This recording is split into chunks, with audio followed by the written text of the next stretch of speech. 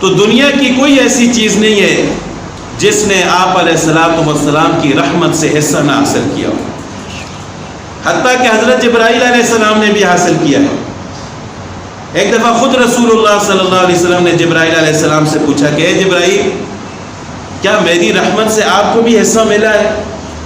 جبرائیل علیہ السلام نے فرمایا کہ ضرور ملا ہے۔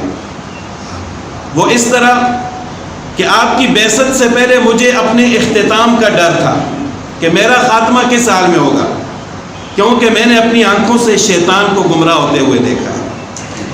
وہ بھی بہت زیادہ عبادت گزار تھا، فرشتوں کے ساتھ رہتا تھا، لیکن اس کا انجام اچھا نہیں ہوا۔ تو مجھے بھی اپنے بارے میں ڈر تھا کہ اگرچہ میں نبیوں پر وحی لے کر آتا ہوں، تمام فرشتوں کا سردار ہوں، لیکن پتہ نہیں میرا اختتام کس حال میں ہوگا۔